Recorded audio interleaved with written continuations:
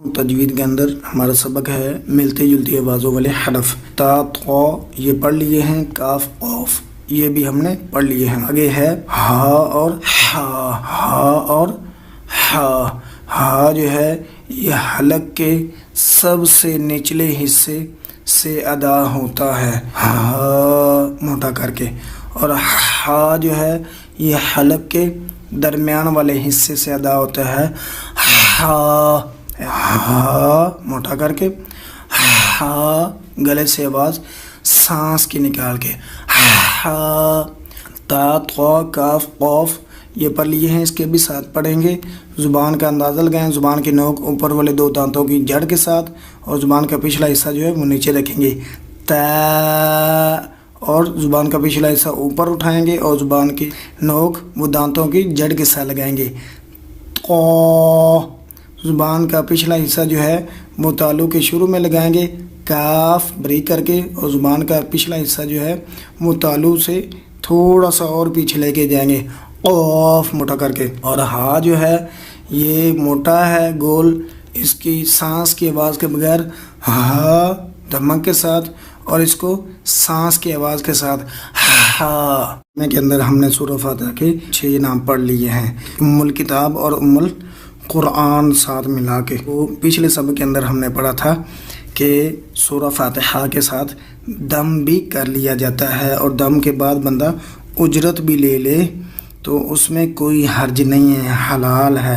اگر چلہ وغیرہ نہ بھی کاٹا ہو پھر بھی دم کر لیا جاتا ہے۔ اس کی دلیل ابو داؤد کے اندر ایک اور روایت ہے کہ سورہ فاتحہ کے ساتھ دم کیا جائے تو اللہ تعالیٰ شفائے کاملہ عاجلہ عطا فرماتے ہیں۔ ابو داؤد کے اندر روایت ہے، ایک صحابی نبی صلی اللہ علیہ وسلم کے پاس سے اپنے علاقے کے اندر گیا، تو جہاں پر گیا تھا وہاں ایک آدمی جو ہے وہ پاگل ہو گیا تھا، یعنی اس کو مجنون، جس طرح پاگل کوئی یا جانور ہوتا ہے وہ اگر اس کو چھوڑ دیا جائے لوگوں کو کاٹنا شروع کر دیتا ہے، مارنا شروع کر دیتا ہے۔ اسی طرح انسان بھی جو ہے وہ اگر پاگل ہو جائے، وحشی سا ہو جائے، مرنے پر پہنچ جائے، اسے ہوش نہیں ہوتی، تو اس طرح کا مسئلہ تھا۔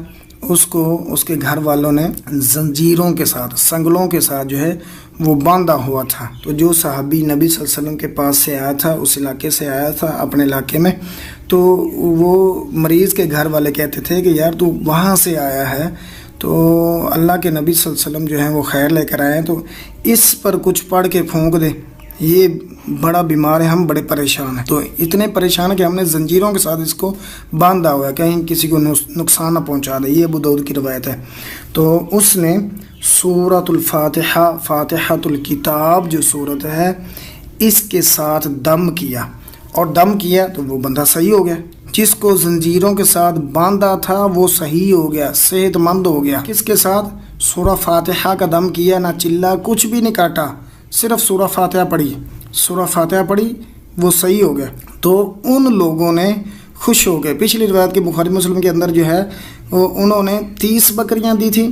اس روایت کے اندر آتا ہے یہ پاگل کو دم کرنے کے ساتھ جو ہے انہوں نے 100 بکریاں اس صحابی کو دی تھیں، 100 بکریاں صحابی کو دی تھی۔ اب اندازہ لگا لیں 100 بکریوں کی کتنی قیمت ہوتی ہے۔ سورہ فاتحہ کے ساتھ دم بھی کر لیا جاتا ہے، شفا بھی ملتی ہے، اگر اجرت لینی ہو تو اجرت بھی لے سکتا ہے، حلال ہے۔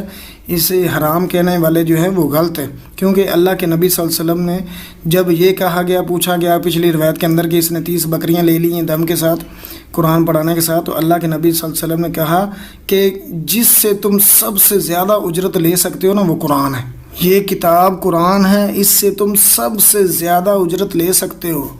آج انگلش پڑھانے والے، ریاضی پڑھانے والے جو ہیں وہ اتنی بڑی بڑی فیسیں لیتے ہیں فلاں کورس کرانے کے، لیکن اللہ کے نبی صلی اللہ علیہ وسلم فرمایا ان احق کا، سب سے زیادہ جس چیز کا حق ہے نا اجرت لینے کا، وہ قرآن کی تعلیم ہے۔ تو اس پر حرج نہیں کرنی چاہیے۔ اس کو شفا، قرآن جو ہے وہ سارے کا سارا شفا للناس، اللہ تعالیٰ نے لوگوں کے لیے شفا بنا دیا ہے قرآن کو اور شہد کو۔ اس سے یہ بھی مسئلہ ثابت ہوتا ہے کہ قرآن جو ہے یہ پڑھنے کے ساتھ اس کو فائدہ ہوگا، باندھنے کے ساتھ فائدہ نہیں ہوتا۔ عربی بول چال کا سبق ہے، تو اس کے اندر ہم پڑھیں گے خالی جگہ پر کرنا۔ تو کسی مرد کو کہنا ہو کہ خالی جگہ پر کریں تو وہاں پر ہم لگائیں گے املا، املا یعنی پر کریں. املا کا معنی ہوتا ہے پر کرنا. تو الفراغ کا مطلب ہوتا ہے فارغ خالی جگہ.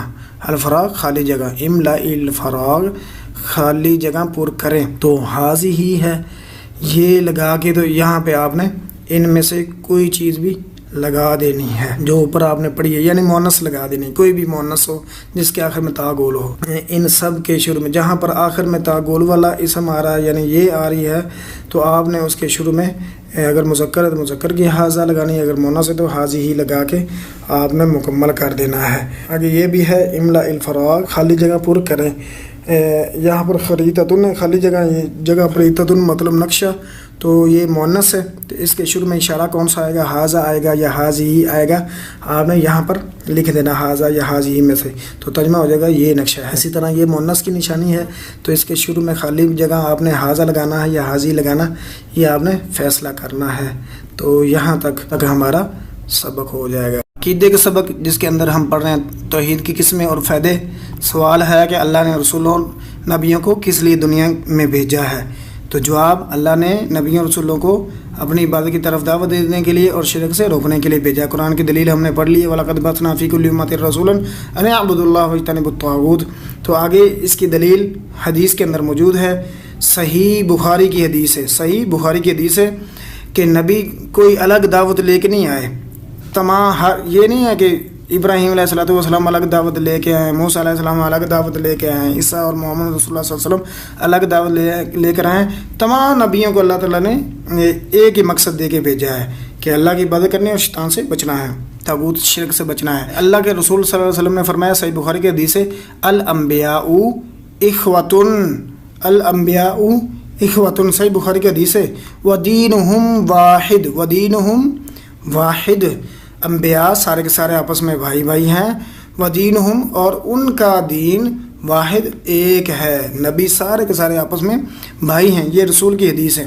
اگر ہم نبی کو مانتے ہیں تو نبی کی مانیں. یہ نبی ہی خود کہہ رہے کہ میں نے اللہ تمام کے تمام نبی جو ہیں وہ آپس میں بھائی بھائی ہیں اور ان کا دین ایک ہے. اور تمام انبیاء آپس میں بھائی بھائی ہیں اور ان کا دین ایک ہے. ایک ہی دعوت لے کر تمام نبی آئے ہیں.